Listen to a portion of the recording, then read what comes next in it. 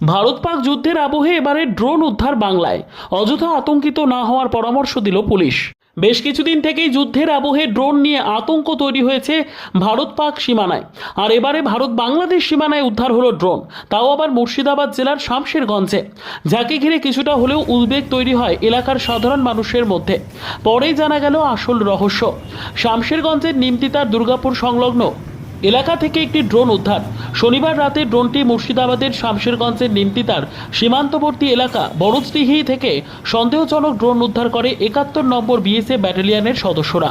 রবিবার বিষয়টি জানাজানি হতেই ভারত পাক যুদ্ধের আবহে বর্ডার সংলগ্ন এলাকায় ড্রোন উদ্ধারের ঘটনায় শোরগোলের সৃষ্টি হয়।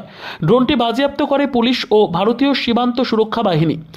শুরু হয় তদন্ত। যদিও পুলিশ ও স্থানীয় সূত্রে জানা গিয়েছে, বেশ কিছুদিন আগেই শামশেরগঞ্জের নিমতিতা অঞ্চলের বিন্দুপাড়া ধনারমোড় এলাকার ভানুপ্রতাপ মণ্ডল নামের এক ব্যক্তি ড্রোনটি কিনেছিলেন। শনিবার দুপুরের দিকে তার ভাই পাণ্ডব মণ্ডল সেই ড্রোনটি চালাচ্ছিলেন। নিজস্ব একটি ইউটিউব চ্যানেলের জন্য ড্রোনটি চালাচ্ছিলেন বলেই দাবি তার।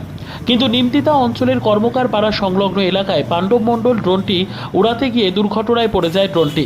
বহু দূরে চলে যাওয়ায় কোনো মতেই খুঁজে পাওয়া যাচ্ছিল না সেই ড্রোনটি। বহু খুঁজেও না পাওয়ায় হাল ছেড়ে দেয় পাণ্ডব মণ্ডল। যদিও সন্ধ্যের ঠিক প্রাক্কালে ড্রোনটি নজরে আসে দায়িত্বে থাকা বিএসএফের।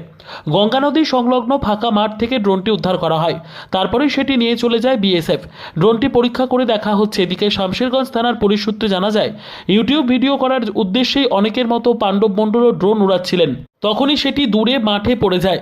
যদিও পুলিশের পক্ষ থেকে প্রাথমিক জিজ্ঞাসাবাদের জন্য ভানুপ্রতাপ মণ্ডল এবং আরও একজনকে শামশেরগঞ্জ থানায় ডেকে পাঠানো হয়। পুরো বিষয়টি খতিয়ে দেখা হচ্ছে শামশেরগঞ্জ থানা এবং বিএসএফ এর পক্ষ থেকে।